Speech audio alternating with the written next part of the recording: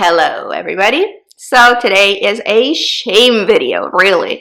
We're going to be talking about the no buy / low buy, and technically, because it's a kind of a low buy situation and not necessarily a no buy situation, I'm not like out of bounds.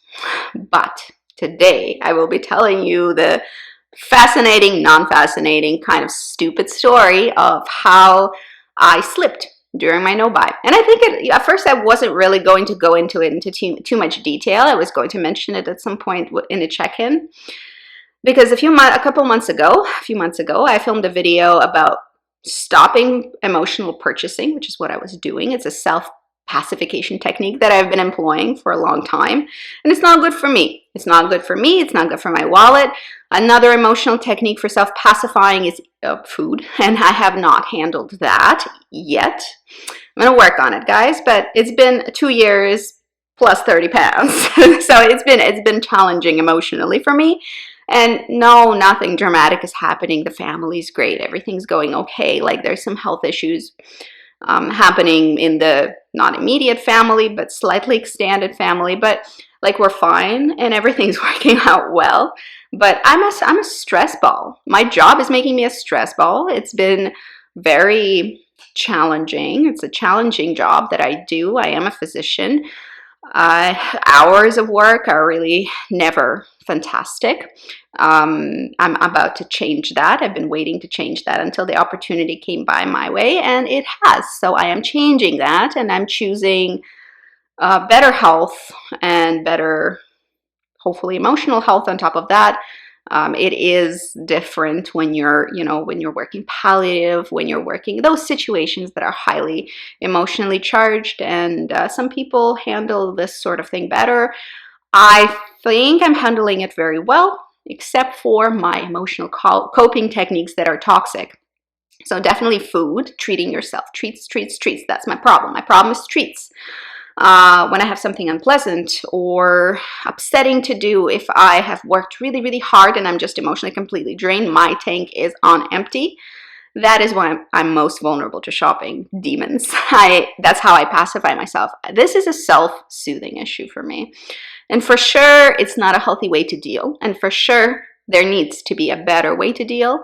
I'm trying to work on it, guys, trying to keep the stress levels at bay. I'm trying to repair some of the stuff that's going on in terms of just, being totally worn out. And if you have a kind of, if you're in nursing, if you're in social work, you know what I'm talking about. You're very emotionally exhausted because nobody comes to see you because they're doing great. Usually, it's very rare that people do. Usually people come to you on a bad day or on the worst day of their lives or something like that. That is just the nature of the beast. That is the job.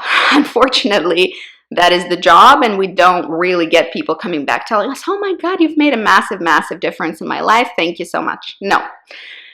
People are usually unhappy with you, the system, the nurse they've just seen, or somebody else, or administration, but you're getting the back end of it. And I do know from what I've seen so far, actually, nurses get it worse than docs, for sure. Patients can definitely sort of crumble up and spit out some frustration at the doctor. But nurses, I think, get it much worse. So I'm not saying I get it the worst. And I'm just saying it affects me like it would affect anybody in my position or in a position similar to that. Like I said, people who work with people, I know I've spoken to lots of police officers and I've treated them, and, police officers, firefighters, anybody who's in those acute, stressful life or death situations, they get that. And they will know exactly what I'm talking about. If you're watching me and you're in one of those professions, you know what I'm saying, right? So, and the general public can probably understand what I'm saying as well, of course, because like you can imagine if your entire life, when you're in the hospital with an acute event, that affects you and that affects you right now, but hopefully that acute event is not something that happens to you over and over again every day of your life. If you're a patient or a family member, it's an acute stressful event, but it's a totally different game when you're seeing that multiple times a day, every day. It changes who you are a little bit. It does. Maybe I'll make a separate video about it because it doesn't really belong here. Here we're talking about shopping today. Let me know if you're interested in hearing about like first responder slash healthcare provider issues. Those are fascinating in their own right, but today we're talking about my shopping issue. And I've been having this sort of very stressful time over the last 2 years. My job is going fine. It's not that something specific happened. It's just day-to-day grind, especially when you're in a position that I was in. It grinds you down. So in the end, you end up worn out and you just are looking for that dopamine hit to sort of pacify yourself, just give yourself that little bit of relief. And people who do shopping as an emotional coping strategy will know exactly what I'm talking about. It is that little tiny, but that goes away immediately. That relief is completely swept away, and that by regret and shame and all kinds of things, because you're not stupid, you know what's happening. And immediately as you're doing it and after you're doing it, that you've been suckered into something like that again, and you feel shame. And that is how I feel, and that's how I feel today talking to you as well. And shame is not the worst emotion possible, so I am not having a problem talking about it and admitting it. So that's shame connected to being weak. Like, oh, you've set yourself a no-buy/low buy challenge and then you broke it. Well, that's weak. That sucks. You have nothing, like you have no character. You have no strength of character. You're a weakling. But then you're like, okay, that doesn't make any sense because everything else in your life says otherwise. But that little piece of you, especially if you're a specifically critical person, that can really take a toll. And today I'm just sort of wanting to confess and admit and talk about it because that's what happened to me. So here's the situation that I was in. I was actually going into the negotiations for my contract. And I've done really well before that, meaning that I haven't bought anything for months, and it's been going well. I'm like, I don't know what all those people are talking about. I'm all that. Yeah, it's not that hard. I can do this. I can be an example on YouTube. No, not what happened. So I was going for my contract negotiations. I don't usually come off as nervous when I am nervous. I can generally hold it together fairly well, and people don't generally know that I'm nervous. So, I'm put together, I'm going into this meeting, I have my list of things that I need from them, here are my demands, this is what's gonna happen, I'm working on it, I'm projecting confidence, it's gonna be fine. I make it to the meeting about 20 minutes early, and there's a pharmacy right next to me. Shoppers Drug Mart, hi! And they have, if you're from Canada, they have like perfumes, they have some makeup stuff, they have some skincare stuff, they have a lot of French pharmacy, which I love buying from that type of a retailer. So, they have kind of a variety of things, and I have them my 20 minutes before the meeting, and I'm right next door to the meeting, and I'm like, okay, I'm not gonna go in there and wait in there sweating. What I'm gonna do is I'm gonna go into the Shoppers Drug Mart, because I'm a powerful woman, I can resist temptation. So I walk in, and then something happened. Between me entering the door and me exiting the door, I had some kind of a weird blackout. And I'm not saying like I don't remember what happened. Yes, of course I remember what happened. I was there. But all the defense mechanisms, all the self-control, all of the logic, because I was nervous and stressed, just fell off like autumn leaves off the trees. It was fascinating because I knew it was happening. It's not that I wasn't aware, I knew. But it was just like, screw it. Okay, I'm gonna do this. I'm gonna help myself. I'm gonna feel better right now. I picked up 2 items of makeup that I didn't need. I think are not good makeup anyway. I wouldn't buy again, and I have no idea why specifically these 2 pieces of makeup, and I'll show you what they are. They're not the worst thing in the world, but I'm decluttering them immediately because I don't even like them. So, I walk the aisle, I have my 10 minutes, I sort of fight with myself for about 16 seconds. It was not a fair fight, and it was not a long fight, let me tell you. And my brain just completely went like, no, I have no control over this. Whatever's happening is happening. I'm sorry. Done. So I grabbed those 2 pieces of makeup that I don't need and wouldn't wear, and I know I wouldn't wear. And I go and I pay for them, and immediately, and I'm still tense, and immediately I crack them open, and this is totally like a druggy story, except there's no drug involved, it's just makeup. And I stick my fingers in and start swatching. Immediately disappointed with the products, but somehow,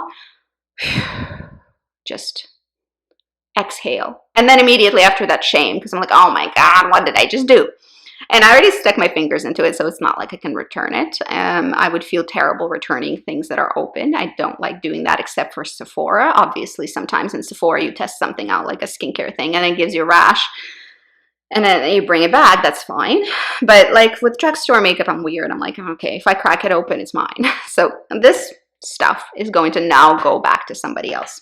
Now this thing I purchased because I've bought the translucent pearl from Physicians Formula before, and I did like it before, but it was a long time ago. It was like 10 years ago or something that I've tried it, and I liked it at that point. But I have a shit ton of highlighters. I'm sorry, I have a ton of highlighters, and this is Mineral Glow Pearls highlighter in the color Ice Pearl. It's freaking blue.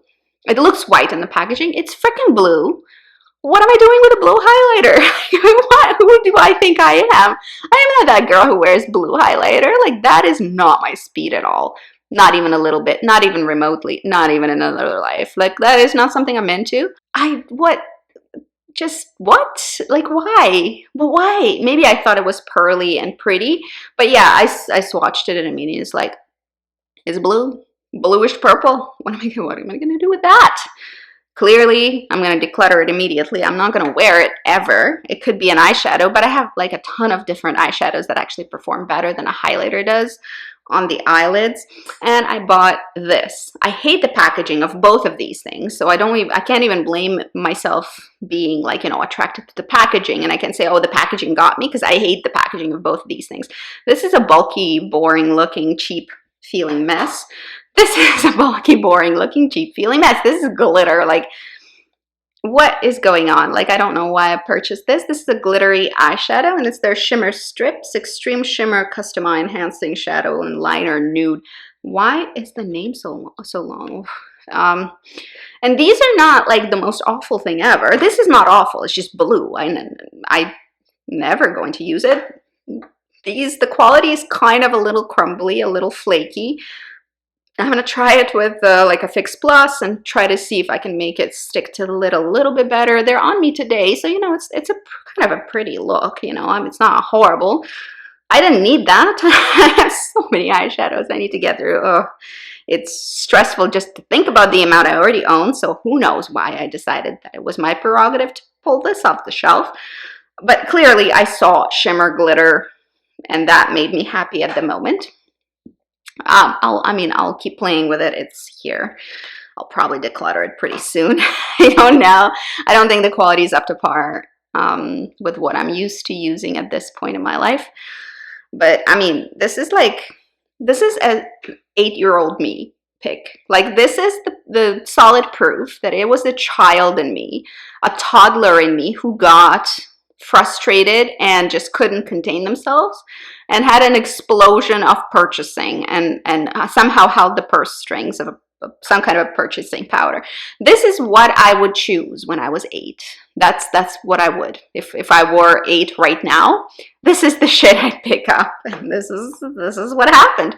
So for me, obviously, my little inner child decided to throw a tantrum, and this is how it transpired.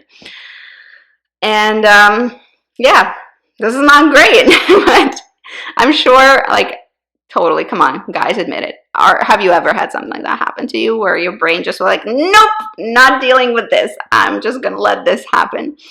And your inner child was like, yeah, let's get this going. Like, this is exactly precisely what happened. Yeah. Share down below if you have any such stories, because, I mean, it's hilarious and weird and shameful at the same time. And clearly, my no-buy is not ruined. I'm going to continue with my no-buy / low buy. I'm going to continue only purchasing the things that are essential and necessary, because shoot, like, I am not in need of this. Like, really. So let me know if some stuff like that has happened to you before. I'm always curious, and it's kind of fun for me to read those stories, and maybe I won't feel so ashamed anymore. Anyway, I'm moving forward, forgetting that this happened. I mean, not forgetting this happened. I'm very well aware it happened, but I'm moving forward, choosing not to dwell on it anymore. I'm going to focus on controlling myself a little bit better and not letting this kind of thing happen again. So the strategies that I can think of to correct from this situation is A, don't go into shops when you're stressed out and you know you're about to have something serious happen. By the way, the negotiations were fine. I just told them what I wanted and they gave it to me. So the stress was, I mean, it doesn't matter because the stress is going to be there because you don't know how it's going to go. So, you know, avoiding situations where I might be exposed to potential purchases is important. And another thing would be if I do break down again like that, do not stick your fingers into products because you can return them right away afterwards and correct your mistake and right the wrong, so to say. But no, for me, that's part of the thing. I need to stick my fingers into it, otherwise I'm not satisfied. And it did feel good for like a second, and then it really didn't. So this just intensifies my thoughts about the fact that this is not for me. This is not how I want to deal with stress, and this is really not healthy for me. And it doesn't make me any happier. It just makes me now $30 less than I was before. So that is kind of where I'm sitting right now. Let me know your stories if you've had any, or if you are on a no buy or low buy, how is that going for you? I want to hear encouragement. I want to hear your failures. I want to hear your successes. Let's share them. It's okay. Sometimes stuff just doesn't work, and sometimes we're going to fail at something, and the only thing you can do is get up, dust off, and move on. And if you follow that mantra, well, there's nothing really to stop you. So sucks that I had broken down a little bit over here. At least it wasn't a huge purchase. On the other hand, if I bought it from Sephora, I would probably return it anyway. But from the drugstore, I'm just going to take the loss and learn the lesson. We're going to take the main point away, that maybe I'm not strong enough to deal with it, I just need to avoid that situation. That's it for today. See you guys later. Have fun, and stay away from purchasing stupid stuff you don't need. Good luck. Bye-bye.